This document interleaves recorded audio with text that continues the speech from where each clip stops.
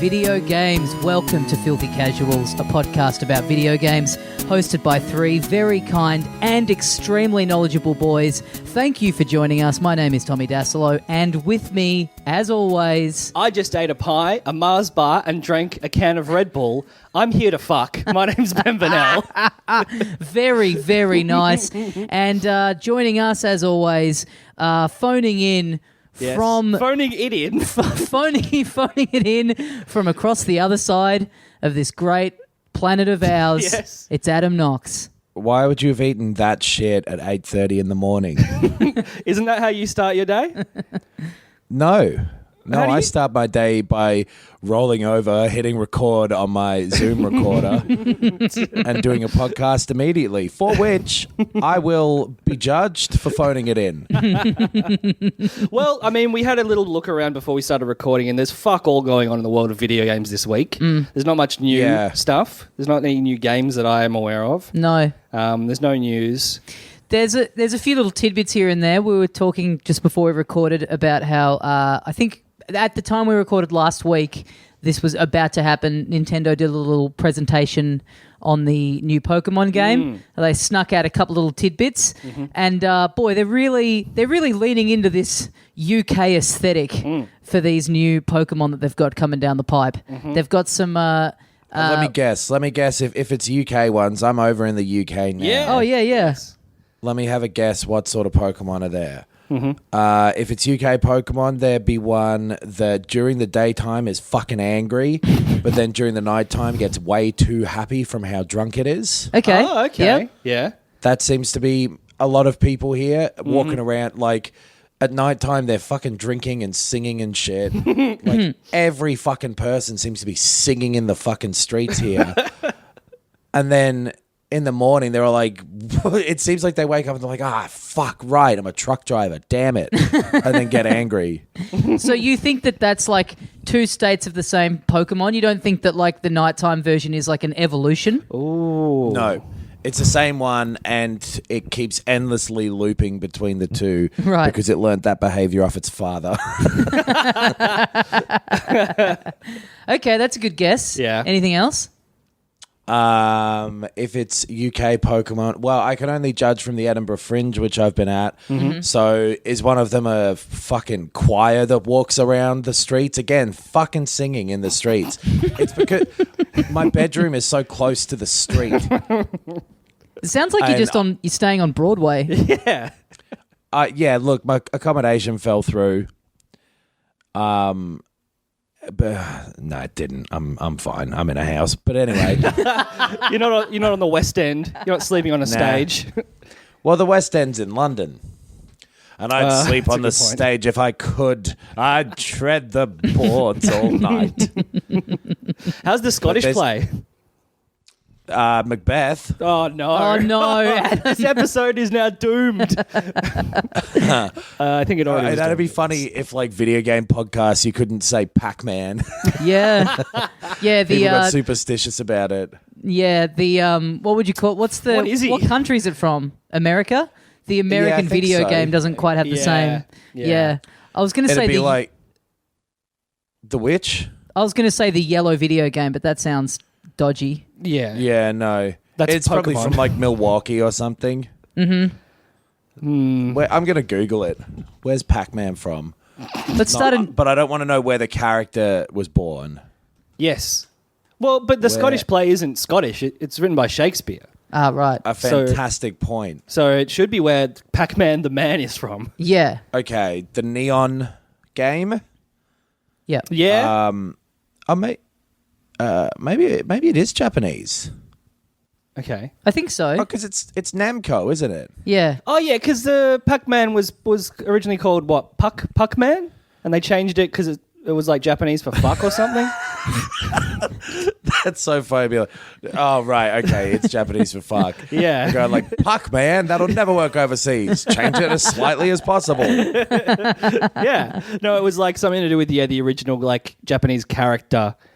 Was like, or it could be easily changed, like in graffiti or something. I don't know why. Right. I guess I saw a bunch of people yesterday, like at nighttime, really quickly, as though they were going to get in trouble for it, putting up posters saying like liberate Hong Kong and stuff like that. And it is fucked what's going on over there, not to diminish that. But seeing people putting up like punk rock posters and be like getting out there and with the revolutionary spirit and putting them up at night, but it's next to a fucking photo of a clown on their poster and there's like 600 other posters on the exact same wall. It really takes away some of the impact. Free Luca Muller.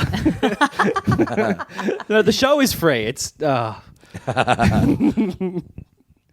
what other English Pokemon are there? What are the ones they revealed? Well, so they've revealed, like in the last one they did that was set in basically Hawaii, I think it was meant to be. Yeah. They've got this region's versions of existing Pokemon, and one of them is a version of the Pokemon, is it Wheezing?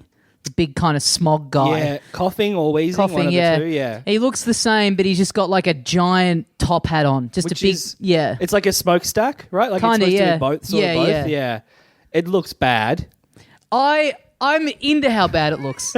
You know what? It's like I really respect that they're just leaning in the exact same way that the last one. Remember, one of them was just like it had a really long tree neck. Yes, yeah. You know, like just them going, get it, Hawaii. Yeah. Like I respect that they're not trying to like do too much research about like. Well, actually, if you know much about, British culture and history, Sure, this it's like the just local fauna and stuff. just yeah. right on the nose. One of them. They wear top hats. Yeah. One of them's And wearing a Beefeater hat.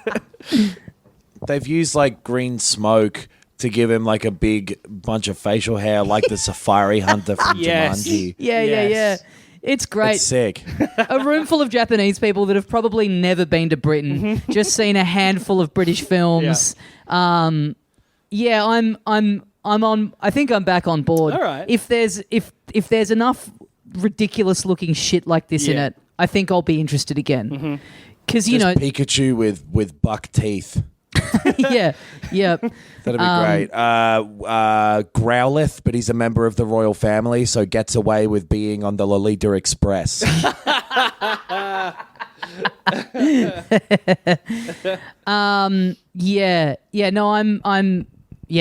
think they look great.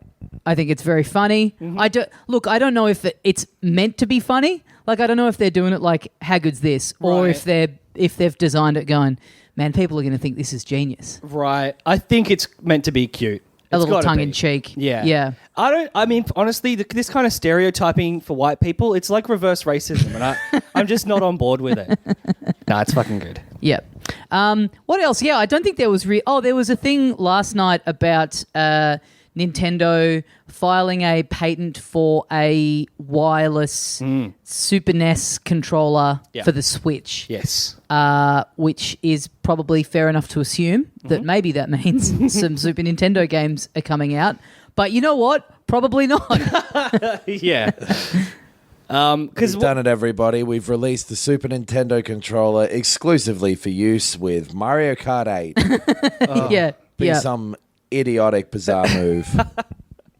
I'm on board with that, though. I'd like to play Mario Kart 8 with a SNES controller. Yeah, that wouldn't be bad. But so you can do it already. Oh, there's that company called 8-Bit Dough. I think it's pronounced 8-Bit Dough, even though it's just Do, so it should be Do. Yes. But I've got one of their like SNES controllers. I've used it for emulators and shit, and they're pretty good. Yeah, they connect up to a Switch. Is it just USB or something? It's Bluetooth. Wireless, aren't they? Oh, hell yeah. You can move anywhere. Okay. But these patented ones, because there's NES ones, right? There are NES ones that you could buy through the online subscription thing. Yeah. So I think it's for that. I think that the next thing is they're going to start rolling out SNES games as part of the online subscription, and it's just a little bonus thing that you can buy for that. Yeah. I think that's all it is. How did the NES ones work? Were they like Joy-Con? Like, did they slot in and charge and stuff? You could do that, yeah. Because that's cool. That's why I would prefer it over a third-party one. Yeah. That'd be sick. Yeah, actually being able to pair it that way would be pretty cool. But I mean, so people have been pretty excited going like, oh, this means SNES stuff will be on the Switch. But what it really means is that it'll be one new SNES game on there once every 3 months. Yeah. So it's like, it's kind of hard. I don't think for me personally, it's hardly worth getting excited about. I don't think. No. And I've got a SNES classic, mini classic, and I don't play that. Yeah. Like ever. And I think it's the better version of it. Like that's buy it outright, and it's got all the games you'd probably want to play. And if not, like Knox referred to, you can just emulate them. Yeah, anyway. Exactly. Yeah, Knox did advocate for breaking the law a couple of minutes ago. Let's not forget that. Yeah, emulation is not technically breaking the law. If you own the game, you are allowed to emulate it. Now, I do not know. I own no games. If you're flying over international waters, you can play an emulated game and not get arrested. That would be great. You're on a flight and you just ask the flight attendant to come and let you know when officially the flight is over international waters. You break out a laptop and everyone's going, oh, fuck, here we go. Not to make the episode too focused around a single subject, but getting on Jeffrey Epstein's plane so you can play SNES emulators. I mean, that is what I was referring to. Yeah. Yeah. It's the least offensive thing happening on that plane. Yeah. That's good shit. The Lolita 64 Express. What a weird week. Anyway, we'll talk about that. I'm sure we'll get into this, and maybe this is a good time to plug the Patreon if you want to hear us talk about. I'm sure we'll get onto a bit of Jeffrey Epstein stuff in the bonus episode for this week. Knox, you teased the fact in our other group chat that you are now a full-blown conspiracy theorist, so I'm excited to delve deeper into the murky underworld of what happened in the past fortnight or so. But Patreon for that. Yeah. I should point out I'm a conspiracy theorist about one specific theory that I read that is in the NRL. You know how they go to like the video ref really often? Yes, yeah. That is written into KFC's contract. Oh. Because they play a little KFC ad every time they go to the video ref, and KFC has it written in their contract that they require a certain number of cutaways to the video ref. I love that. Yeah. That's how the AFL tried to manipulate the rules this year to increase scoring, because then the free-to-air broadcaster gets more ad breaks for every goal. So, maybe we have more conspiracies to talk about than I thought. This is going to be very interesting. Yeah. Anyway. Yeah. Video games. Well, the reason I bring that up as well is partly because I've fucking had zero time. As you can hear probably from just my voice and demeanor, I'm getting very little chance to rest and sleep over here. Yeah. So I've been sneaking in a couple of games on just my iPad. Oh, classic. Let me yank it out here. Well, hang on. All right. And then afterwards I'll grab my iPad. Thank you. Nice. Yes, please.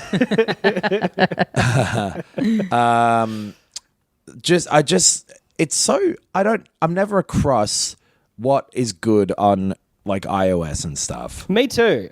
I'm very rarely playing a brand new mobile game. I've mentioned a bunch of times I've played Reigns, and it's fucking sick. It's a fantastic game. I like it, whether or not it's a mobile game. But it's very old. I played a little bit of Wordscapes the other night. Wordscapes? It's an iPad game. I was at friend of the show, Andrew Levins' house for dinner. He invited me around for family dinner, which was very kind of him. And did you play with all the Labo? I did. Well, his son, his 5-year-old son, was allowed to stay up a little late because I was there. Yes. And so his parents were like, hey, look, play Nintendo with Tommy. And he's like, I want to show Tommy Wordscapes on the iPad. And his parents are like, no, he doesn't want to see that. He wants to play the Nintendo. And then Lev's wife ends up going, this is so fucked that we're saying you're not allowed to play the educational video game, that you have to play the Nintendo. So Wordscapes is like, it's basically a crossword, and you've got a little sort of circle down the bottom with, I think, like 8 letters around the side of it. And they're in a random order, and you have to just make as many words as you can out of the letters that are there in that circle. Yep. And it fills them out on kind of like a crossword grid. So it does get easier. Like you can kind of go, oh, there's a 4-letter word that's, 2 of them are filled in kind of thing. Yeah, Scrabble style. Yeah. Yeah. But yeah, I can see it's pretty, I mean, yeah, if you had a kid that was like willingly wanting to play that and like having to be forced to sit down and play Yoshi on the Switch, fucking let him go for gold. Absolutely. Yeah. I used to love Words with Friends. I used to love it big time. Really? Yeah. The end. Yeah, I never I hated the thing of like having to go back and forth and like, wait for the other person to make their move. Like if they went offline or whatever, it'd take forever. I kind of hated that element of it. Yeah. Couldn't you could nudge them or something? Yeah, but that's the other thing. I hated being nudged. Ending that sentence as quickly as you did before, Ben, really did prove that you're not into words with friends anymore. So what have you been playing, Adam? And what inspired you to dust off the old iPad gaming device? You know that feeling when, like, you don't have the energy to, in quotes, play a proper game? Yeah. Yeah. You know what I mean? Yep. Yeah, that's how I've been feeling. Yeah, right. Just a dull, flat cloud. You want to do Descending something, over. but you don't want to exert the energy. Like, you don't want to have to commit to like a potentially hour-long session of something. Exactly. Yeah. What I want to do is play a shitty room escape game. Oh, yeah. This is comfort food halfway- for you, isn't it? It is. I don't Yeah. know what it is, but there's something about just looking at a room and thinking, how the fuck do I get out of this place? That is, I mean, there's metaphors at play there, I think. Yeah. I feel. I doubt it. I hugely doubt it. So I've been playing these ones by this company called Fire Maple Games, Okay. which, I don't know, I assume is Canadian, just with the name Maple. Yep. And they're terrible in some ways, but also they're kind of yeah, it is. It's comfort food. Yeah. Like the first one I played was called Grizzly Manor. Oh. And how did you get onto these? Were they just like recommended on the main page of the iOS store? No, I typed in Here we go. died in a grisly manner. And no, not really. I was just Googling best iPad games. Okay. Oh, nice. That was my method. And once you waded through Angry Birds, those articles that'll just like, here's the great iPad games you have to be playing, and it's like the Yeah. most top of the line Yeah. basic shit. Playing that you can- Minecraft. Yep. Grizzly Manor was the first one. It's got shithouse music. It looks bad. Pretty dumbass puzzles, but like it was relaxing. And then the end, though, it was one of the best endings I've ever seen to a video game. Because the whole time, What a turn. it begins with you like getting this letter from your grandfather who owns the mansion. He's like, you got to come here. There's a secret afoot. Something's happening and no one believes me. You got to come here and solve the puzzle. And you're like, I knew my granddad wasn't dead. And you go through this manor and open, all fucking secret trapdoors and shit. And then at the end, you get into the basement and your granddad's there and he fucking gives you a motorbike for your birthday. He's like... He says, it's just this big motorbike. And then afterwards, he's like, by the way, I invented time travel. And that's why this thing's strapped to the back. So you kind of get like a Back to the Future motorbike. But him just standing there with this big motorbike going like, you did it. You found me. So wait, he's got you this sick present, but he makes you solve a series of puzzles in order to get it. Yeah. Okay. Like... Kind of a dick move. Have you ever done a real room escape? An escape room. An escape room? No. Man, you're starting to become talking like a local. You're switching the words around. The grammar's all gone. Yeah, I have done Do you want one. to hear my accent update, Yes. by the way? Yes. Yep. Too bad. I'm working on the attitude before I work on the accent. We have to solve a series of puzzles, and at the end you'll reveal your Scottish accent. Give me a sentence to say. Here you go, grandson. It's a motorbike. Here you go, grandson, it's a motorbike. No, it's not there yet still. Too English. You fall back into your English ways. Yeah. Here you go, grandson, it's a motorbike. That's almost Glaswegian. Yeah. Where you literally Here, can't understand it.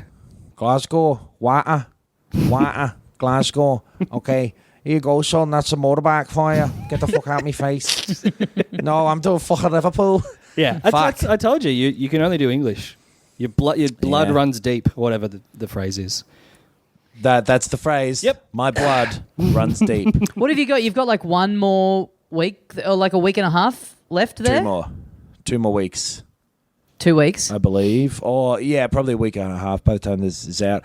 And, yeah, I have woken up this morning and realized I think I'm getting sick just from the way my voice sounds. I only got about fucking Not to fucking brag, boys, but I only got about 3 hours sleep before this one. What's he been up to? Come on, mate. Yeah. What was her name? Well, let's just say I was up late in bed for a few hours with a certain bucket of curry chips. Yeah. Not a bucket. What do you call a styrofoam container? I guess that. Yeah. Yep, I think you've nailed it. She is a sweet Man. temptress, though. Curry chips is amazing. Because like the curry sauce they do over here. Did you have that when you were over here, Tommy? No, I didn't have curry chips at all. Oh, damn. Curry chips is fucking awesome. We don't have it back home. It tastes fantastic. And the blowjobs. Wow. But you know what? I wish I could. This is of absolutely no help to you because I can't remember where it was, but I did see curry chips on a menu somewhere recently within the last week Oh, nice. here in Melbourne. Yeah, I'll try and remember where it was. I bet it won't be exactly the same. Well, of course not. I wonder if those English pubs in the city do it. The like the Charles Dickens or the Sherlock Holmes Tavern. Wow, what a great guess for the name of a British pub. Queen of England pub. So what is it? Just what sort of curry sauce is it? It's made from that yellow curry powder, right? Yeah. I've not got a clue what it actually is. But yeah, you chuck that and some cheese on some chips, baby. Ooh. You're forgetting about the problems for a couple of minutes. God damn, that sounds great. Yeah. What else have you eaten that's been good? Very little. The food here, it's one of the most earned reputations that any landmass has. Great Britain has poor food. Yeah. What? Oh, fuck. I'm struggling to even think of anything that's been good. They do meal deals in the Tesco's where you can get a sandwich, like a little bucket of fruit or a packet of crisps, Yeah. and a drink for £3, which is $6. That's not bad. That's incredible value. So, good value. The food's okay. Yeah. The food's bad. And the portions are so small. I fucking drank a coffee the other day from Costa. Yes. I went and so if you're at home and you order a large coffee to sit in, how large would you expect that mug to be? Just standard mug size. I find most cafes, if they do sizes for their takeaway coffees, there's not a choice when you're dining in. There's just a standard mug size that they have. Right. I've been to places with a cappuccino cup as the small, Yep. and then a mug like a mug you'd have at home, like a World's Greatest Dad mug size for large. Oh, right. Interesting. That's what I would I've never assume. seen that, but Yeah. yeah. Right. Okay. So how many handles would you imagine that mug has on it in order for you to be able to lift it up? I mean, this sounds like a trick question, but Would it be just the one? just the one Yeah. probably, yeah. I'm going to agree Right, with Ben, right. just the one. Yeah. Double it. Wow. 3. Genuinely, like fucking drinking out of a vase. Wow. It was insane. Was it any good? It was fine. Okay. Wait, it literally had 2 handles on it? It had 2 handles on it like a sippy cup. So it's almost like the size of a stein. Oh, It yeah. was. It was. I'm trying to. What could I compare it to? A summer's day. Nah, it was nothing like that. They're Okay. quite long. Like make a fist. Yeah? Yep.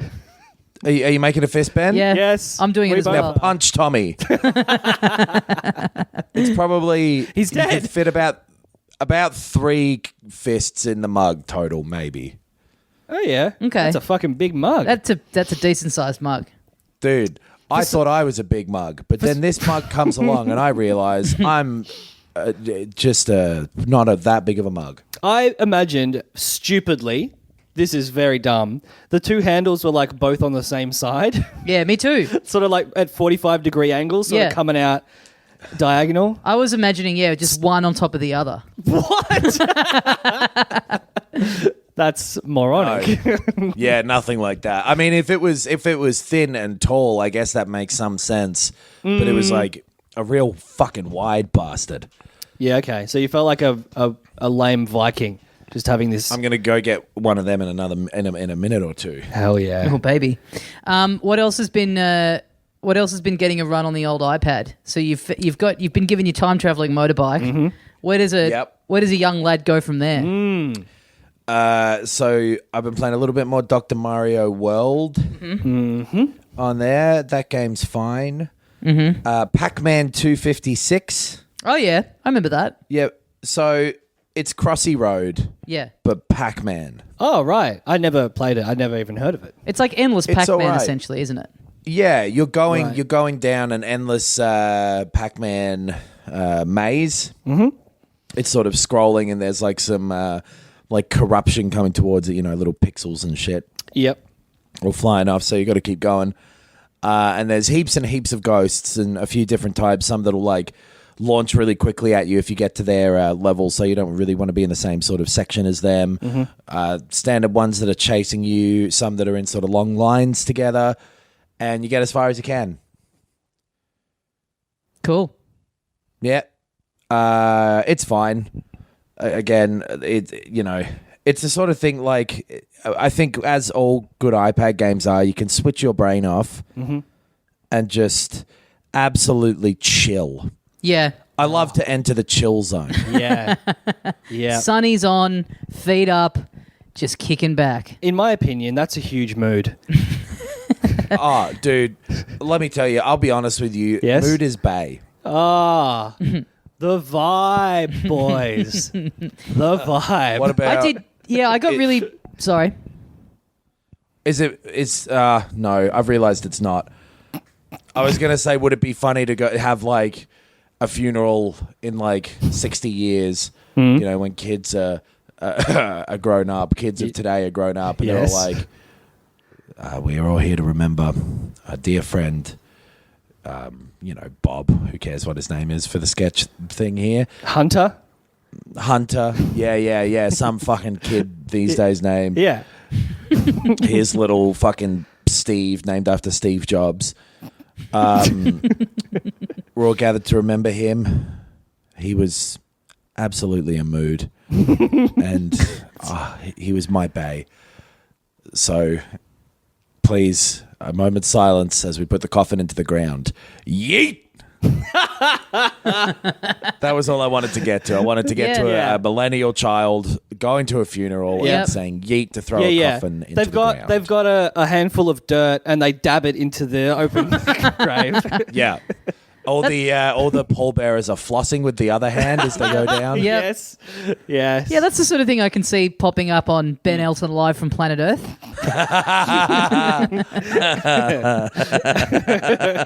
Look that up. To any overseas listeners, look that show up. Yes. One of the great flops of Australian television. Truly remarkable One stuff. episode? Did it last? I think two. 2 or 3 maybe. Right. Yeah.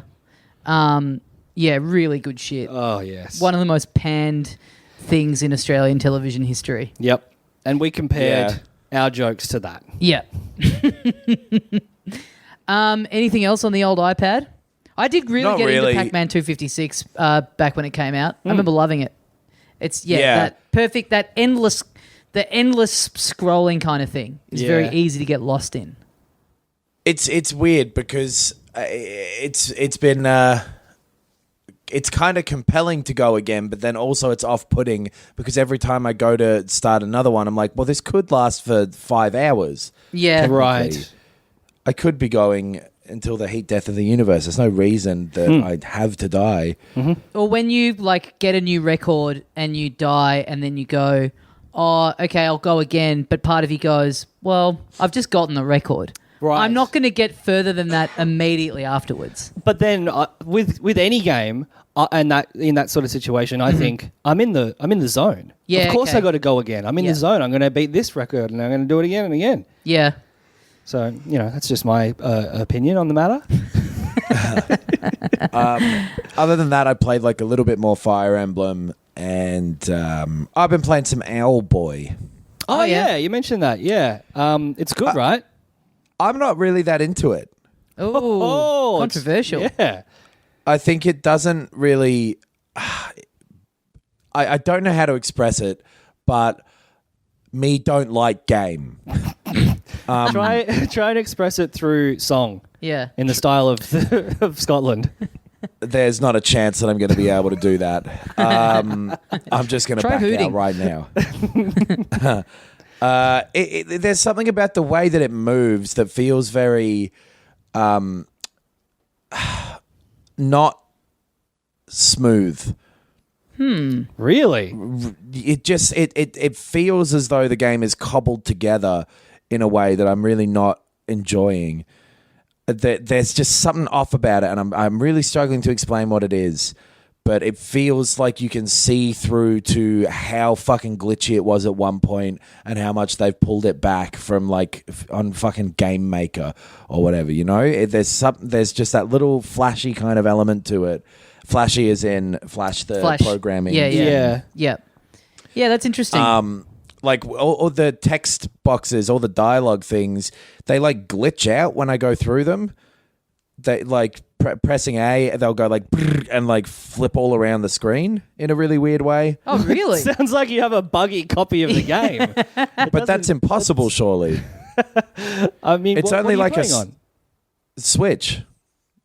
Maybe something fucked up when it was downloading. I don't know. It doesn't sound like the actual experience is Like working. it's a tiny thing, and it's just little bits and pieces that are off about it. It's also a lot more linear than I thought it would be. Yeah, it's very linear. And I really don't like the story or the writing or the designs of any of the shit. Yeah, right. Wow, because I thought it played really well, like mechanically. I thought it played like an old game, but good. You know, that sort of feeling. I like the character design. I like the story. I like the writing. I like the music. I like the combat. Like, I kind of liked everything about it. I didn't love, I don't think, anything about it, but I liked basically everything. Yeah, all of it's just falling a bit flat for me for some reason. I don't like the mechanic of having to hold the person underneath you and kind of be responsible for like. So if our boy gets hit, then you get damage. If the person that you're carrying underneath you gets hit, you kind of don't. Yeah. And I find that really annoying because I'm looking at the entire size of the thing, and it's a lot easier to get into a situation where you just get our boy hit while you're trying to dodge, because you're trying to dodge with the whole thing just because your brain is interpreting that as your character. Does that make sense? Yeah. Yeah, I understand. I don't think I felt the same way, but I get what you're saying.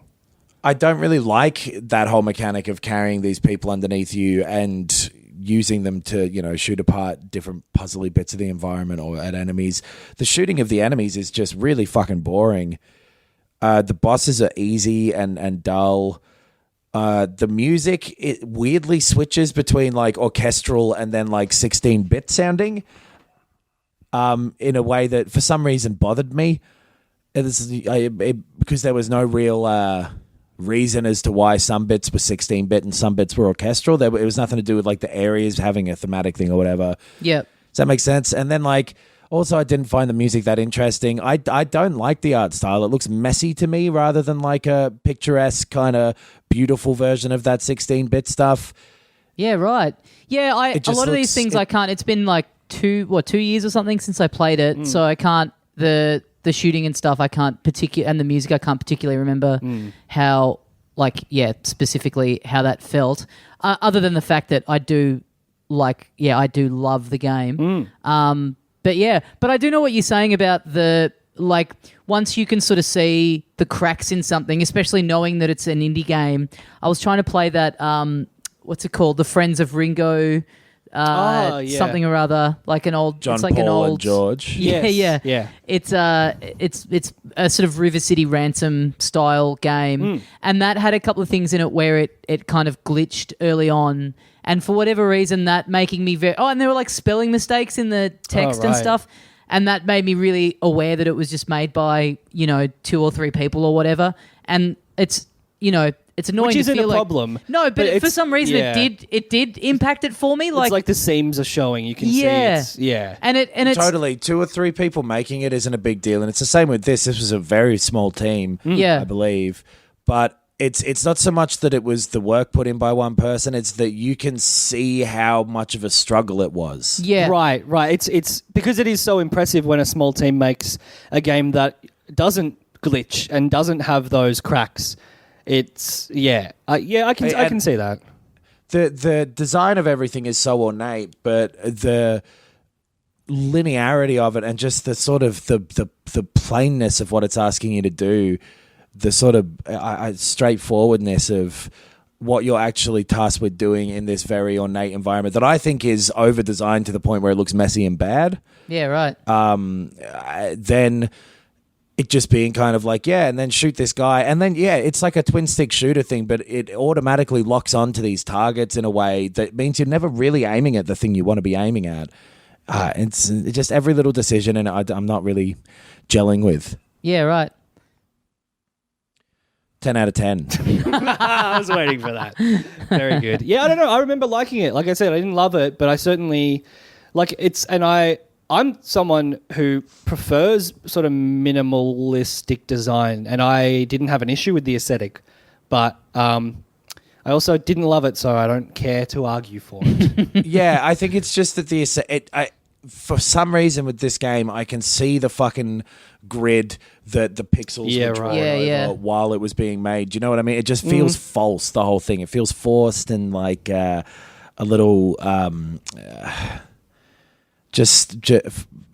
it feels like it was a real fucking struggle to get out, and that sweat comes through in a way that's not unappreciated. You know, I get it, but also it's so visible that it makes it difficult to sort of get as enthralled by it as a lot of people said at the time. Well, that makes sense. I mean, he did work on it for a long time. Like, he started developing it for maybe even the Wii, or certainly the Wii U. Yeah. He started developing it at a time before the kind of pixel art style and indie thing was like so overdone. And then by the time he finished it, it kind of came out in the, you know, in the real kind of depth of like that being a bit overkill. It was post like fairs and all those early sort of first wave indie pixel art games. So what you're saying about, you know, it seeming like it was a struggle to get out, like, yeah, that makes sense because it was. Yeah, it took him fucking ages. Yeah. And I don't know if that's me coming into it with baggage or whatever, knowing that aspect of the game, but also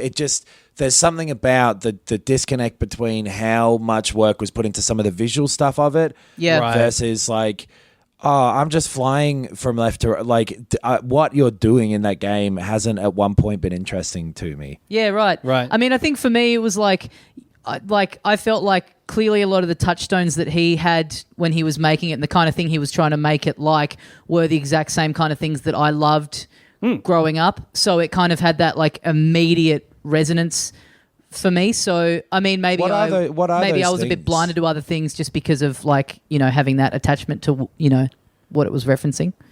What was it that it was referencing for you that hit you? Because I'm not I feel like specifically it reminded me a lot of those really good old Disney games that were on the Mega Drive and stuff like that. Specifically the ones where you're playing as Mickey and Donald and the one World of Illusion or whatever, where you get sucked into a little magician's hat. I felt like it reminded me a lot of that, and I loved that game when I was a little kid. And yeah, I remember just thinking that it was great to have what felt like a kind of an updated modern version of that kind of feel and aesthetic. Right. Yeah, I don't have any real history with those ones, so maybe that's why it's not scratching any itch for me. But yeah, it's just it's not up my alley for some reason. Yeah, fair enough. Well, speaking of games that had visible and troubled development cycles and whose cracks were well visible for everyone to see, because of early access, is a game called We Happy Few. A game that I saw a trailer for like years and years ago, probably within the timeline of this podcast, and was like, fuck, this looks great. I love the aesthetic. I love the style of this. I love the setting. It's like this sort of weird 1984 Big Brother medicated England.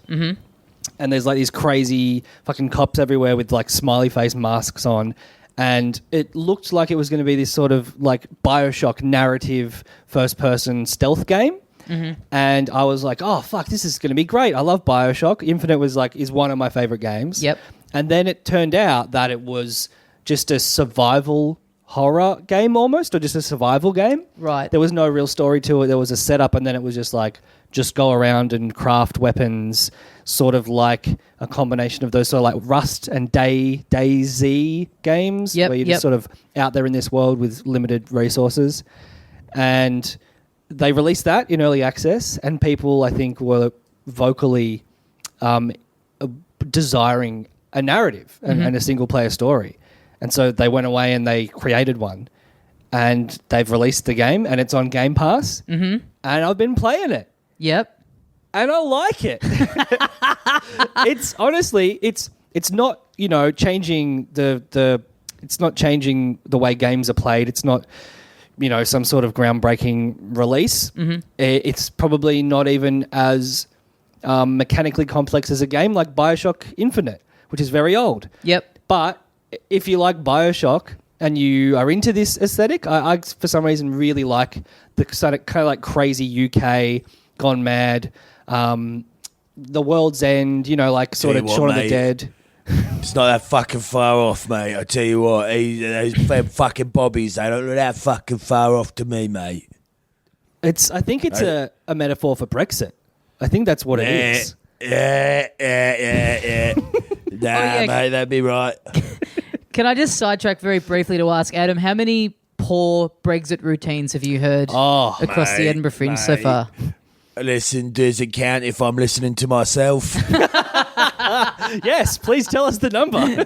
Actually, genuinely not that much Brexit because people are so fucking sick of talking about it. Over it, the majority of the time, if someone mentions Brexit on like the sort of lineup shows that I've been doing, like visible, like, fucking move on. Really? Not visible, audible. I guess for Scottish people as well, they're like, well, we'd also prefer just Scottish independence, and then it becomes a different discussion that's probably more depressing. Well, and it's just the biggest, it's still sort of limbo feeling. I think people just need to feel like they need to wait for something to actually fucking happen. Yeah. Right, and then discuss it. But there are still a bunch of shows around called like Brexit Pursued by a Bear and whatever. But oh boy. I think, I don't know. Stuff over here is people are reacting a little more and being like, all right, shut the fuck up, talk about curry chips. Yeah, sure. Well, We Happy Few could either be very cathartic for the people of the United Kingdom because you murder a lot of cops and you just get to kind of run around and do whatever. Right. Or it could hit too close to home because it's basically like the collapse of British society. And I think maybe the world, it's very hard to tell. Mm-hmm. I think it's also like post-war stuff. So it's like if Britain started to become fascists like the Nazis and like round up Germans and shit. Start him, mate. What you mean fucking start him? Not even allowed to put a shed in my own fucking backyard anymore. I am an anarchist. And what's the carry chip situation like in this game? Is that like a power-up? Or? Yeah, exactly. Yeah, that's how you get your health back. Right. It's Tell you what, mate, it fucking takes your health away if you eat too many of them. That's all I'm saying. Don't have fucking say, mate. I think I'm getting better at the accent. Yeah, well, that's just an English accent. Yeah. Not a good one. No. But it has a lot of the trappings of a survival game still. It has like, all your weapons are destructible, over time. You got to like craft healing stuff, which is in, a lot of, like it's in The Last of Us is the one that I always reference. It's like, it's very much that. Yeah. But it's not like a No Man's Sky or an annoying version of it where all you're doing is gathering resources to build stuff. There's a really fun story is probably not the right word for it, but it's just like you got to keep pushing forward. You got to get to the train station. Then you meet this other guy and he's like, "Oh, you can get over here." You're always trying to kind of escape, basically. Mm-hmm. That you keep having flashbacks to your brother, who it's like is implied he was like taken away or some shit when you were young, and it's filling in the gaps of this world that way. Which, if you're into sort of like that post-apocalyptic political social breakdown setting, it's a kind of weirdly fun version of it because it's all like, people in weird English named towns with funny accents. I played, I don't know, a bunch of it, 5-6 hours. I like it. But I mentioned this in the group, like this very much came and went without a fanfare, without really anything. I don't even remember getting reviewed. Yeah, the name's familiar. Like I've definitely heard of it, but I didn't know anything specific about it. And I might have even just heard of it from looking through Game Pass and seeing it. Yeah. But it's good. It's really good. If you like the BioShock games, like I've, wanted a sequel to the BioShock franchise for years, and this is a good version of it. It's a version that like feels like it came out 8 years ago. Yeah, okay. But if it came out 8 years ago, I would have given it 9 out of 10. Like it's a game that I really like. Yeah, right. Yeah, it definitely. I remember getting a review, but people were like, "Oh, this is just not that great of a survival game," and it had a similar thing to No Man's Sky, I guess, where it got sort of more hyped up than maybe they were ready to deliver on. Yeah, I also have never heard of this development company. I don't know if they're a large team or a small team, but this is not a game where you can see the seams or the cracks. Like, it feels, like I said, it's not breaking any new ground with gameplay. Yep. But the gameplay that's there is great. There's no flaws in it. There's no seams. I'm not like going, oh, fuck. I'm like stuck in one place, or I'm hopping, trying to get over this fence and it doesn't work. Like, it's a good game. I really like it. I recommend it if you're a System Shock or Bioshock fan. Great. Yeah. I'll check it out. Oh, speaking of System Shock, they're doing a System Shock 2 remastered thing as well, I saw during the week. Very nice. Yeah. Because they are still allegedly working on a third one, but we'll see. Was that a Kickstarter thing or some? Yeah, that seems to make sense. Yeah, I think we've talked about it before, and yeah, it's not out. I've also been playing Fire Emblem. Yep. Should we do a Fire Emblem update? I think we should. Yeah. So the current state of my students is that all of them are alive. Me Ben? too, Adam. So the story's really interesting. Is it? Bombshell If every revelation from our character is dead? Bombshell revelation from our Facebook group during the week is that Ben Vanel is currently walking around a school in which he has murdered literally every single one of the students that were under his command. Yeah, it makes the battles hard. Look, they're all dead. Blue Lion House is currently made up of the protagonist and Dimitri. Which it's impossible to... If he dies, it's like game over. Game over. Right? It is game over, yeah. I didn't know about the Divine Pulse system. And even once I did, I was like... That to me seems impossible because they teach you it early on. And we've talked They do about a it on the show. tutorial for it. Yeah, I guess I wasn't paying attention either when they explained it in the game or when we discussed it on the show. Someone mentioned it to you in the group, like when the game first came out, and you said, that sounds lame. Doesn't sound so lame, does it now, does it? All of my students are dead. It really does make the missions hard. I will say, though, after that, so I spent, a full week or so with all of my students dead. And every in-between battle, period where you have the month to The not work missions, on stuff, I was going around to every fucker in the monastery and just like, hey, do you want a gift? Have you lost something? Can you please join my house? Yep. And it didn't work for ages. I have... Oh, well, you've got the kiss of death. You're the Black Widow of this school. Black Widow house. Honestly, if I was at that school, I would have assumed you were killing the students and eating them. I mean, I'm not killing them. They're just dying in battle. You're just bad at your job, and how are the monastery not kicking you out on your ass at this point? Yeah. And what are you doing during those weeks? Those classes must go by in the space of about 15 seconds. You've got to be falling short of some KPIs there. Yeah. When you do like you instruct, you teach the class. Yeah. And it pans around all the desks. It just pans around from empty desk to empty desk. So you're building up your professor level, you're getting more activity points to spend during the week, and you're just getting to just chuck them all on just one guy. He's getting all the meals. Yeah. He's getting all the choir practice. No, I'm just going fishing. I just go fishing 5 times. Fucking hell. I did learn about the Divine Pulse, and guess what? Despite me being the Black Widow, I've managed to recruit some new students now. Oh, nice. Okay. I was tipped off to the fact that you can get some of the faculty on board. Yep. So you can get like some of the knights. That helps a lot. Oh, Having Catherine Yes. in my house made a big difference. So she was, I think, the first one, and then I was like, oh, you can get other ones. Yep. So I got a couple other ones. I did some more missions, so I was improving my own, like the charisma and all the stuff you need. Yep. And then I've got a few. I got like Leone and... If you're going to send people out to die, you got to have that charisma. Absolutely. That's the most important thing. Yeah. Come on, into the trenches or out of the trenches. I got Casper, who I know you love, Knox. Yeah, not a fan of him for some reason. He's just rubbed me the wrong way. Every time I went to recruit him, he was like, "You down for being a bad boy? No? Well, I'm not interested." Right. That's his character. Yeah. He thinks he's like the strongest guy there, but he's also just a very weak character for me. He's not particularly effective in battle. So he comes across like this blowhard, and apparently other people were saying like, "Oh, he's like my strongest character," but he is absolutely he's all talk, no walk. You did strike a chord with the listeners last week, Adam, when you mentioned not liking Casper, because then someone started a Casper hate thread in the Patreon Facebook group that had a lot of vocal supporters. So They were like, "Why didn't I just let him get murdered in the heat of battle?" No, I would never do that to even a character I hated. Yeah. I'm like, yes, I understand what you mean. He is actually great, though. Once I recruited him, he is one of my strongest guys. He's like an axe guy. I got Dorothea, who's like a magic person. yeah, I recruited her into my house. You're pretty much bringing over all the people from my house.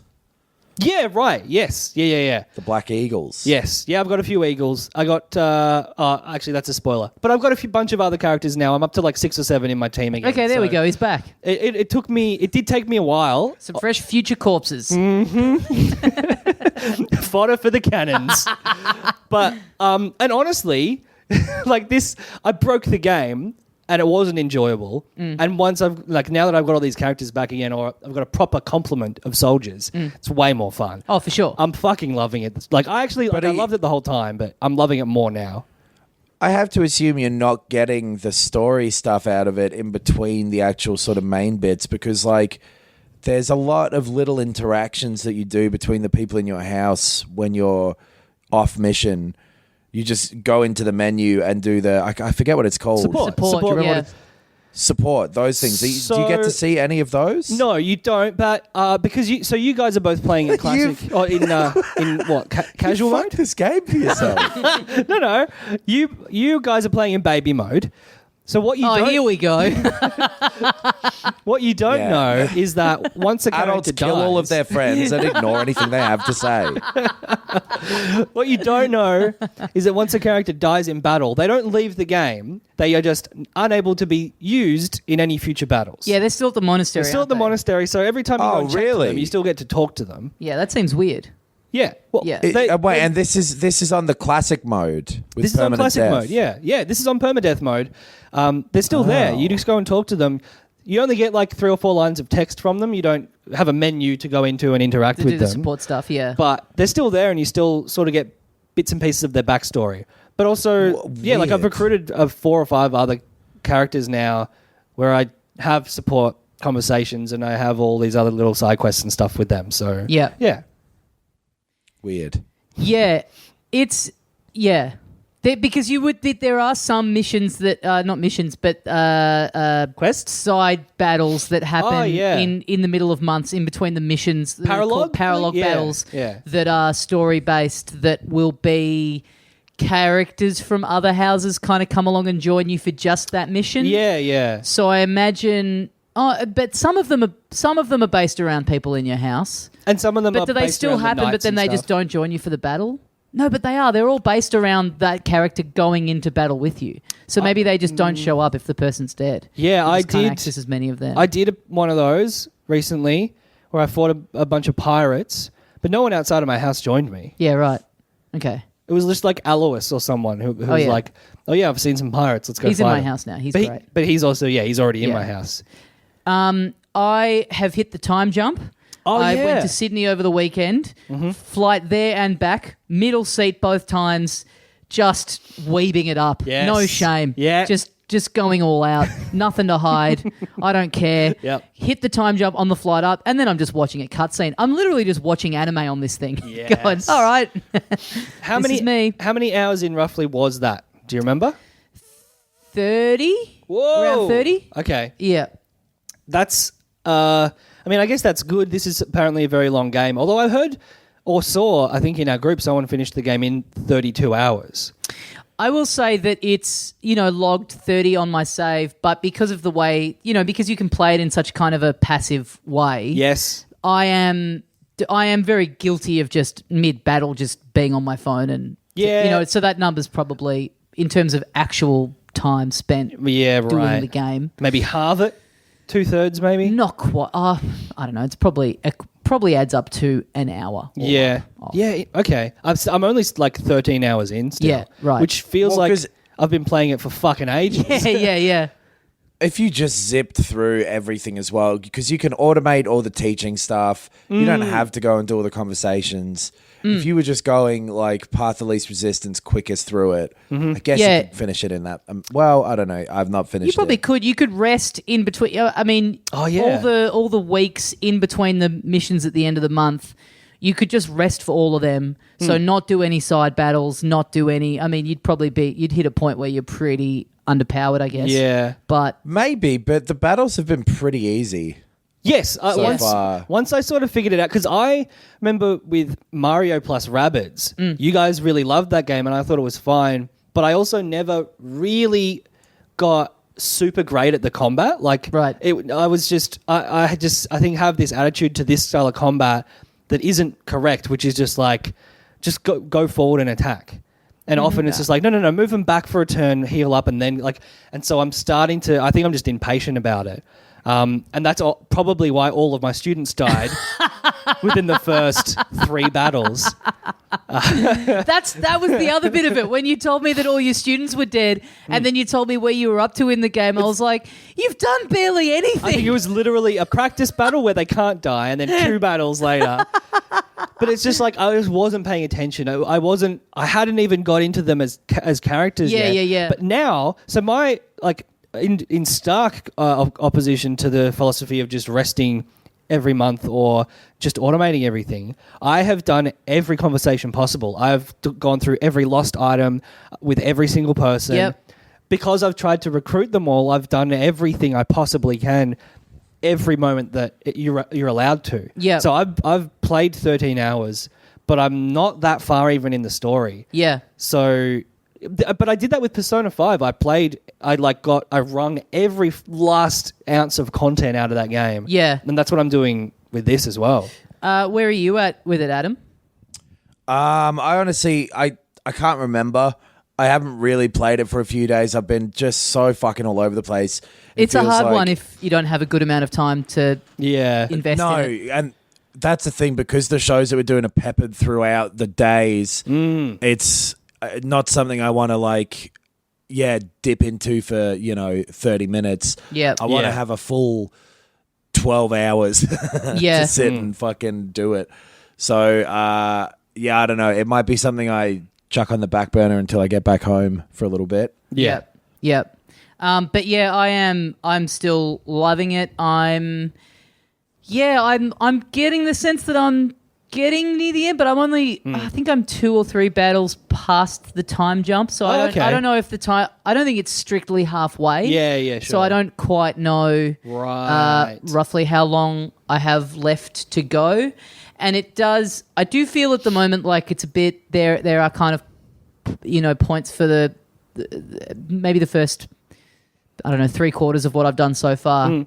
Enough kind of shifts are sort of happening that newish stuff is happening all the time. Yeah. I feel like it's kind of plateaued a little bit. Right. So there's not anything really like new being thrown at me. Although I did do a battle the other night that was different enough, that was satisfying.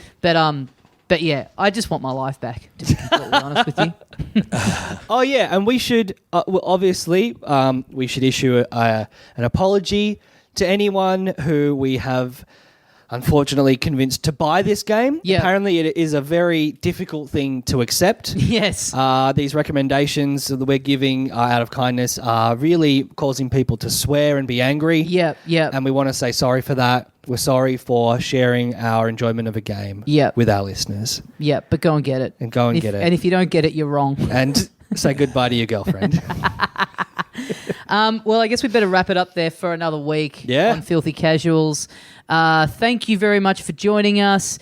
Folks, go see Adam at the Edinburgh Fringe. Thanks to everybody who has so far as well. Yeah. Really, really appreciate it. Good turnout of the show's meant to be at 11:35 a.m. We've been starting a little earlier because we've been filling up early. So if you want to come see it, come down early.